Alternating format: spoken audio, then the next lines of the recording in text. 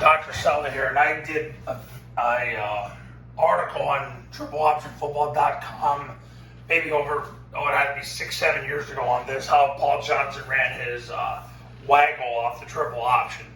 So what happens is, if you run Waggle off the triple option, the line is going to slide toward the guard that's pulling, so they're all going to slide and block the gap toward the guard that's pulling. The guard will pull and he'll kick number one.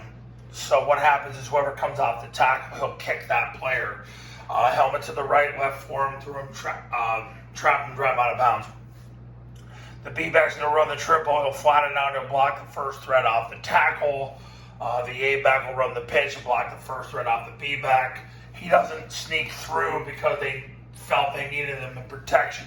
Now over here, this is where they believe the money was made. So what Paul would do is he'd run it on the spread formation. He'd have the receiver run 16 yards down the field, pump his arms, and then come back to the football at 14 yards. And that's really the guy to whom they were throwing. If he felt he could beat the corner over the top, he would just keep running and they would throw the vertical route to him. So basically the ball was going to him. The A-back was going to run an 8-yard drag. He didn't want to go any shallower than that because it would take him out of bounds.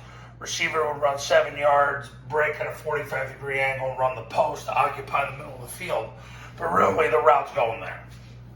The quarterback's going to take the snap, jump in the gap. He doesn't need to point the ball. The B-back will clear. And then he would reverse out, take 5 steps, get behind the guard's right hip, and basically he's throwing the ball to him. He's throwing the comeback, and like I said, if the receiver could beat the corner over the top, he would just keep running. Once he got to 16 yards, if he thought he could beat him over the top, he would keep running, and then it's a vertical. So that's how Paul Johnson ran his triple Waggle. He didn't do it very often, but he did do it, and that's how you do it.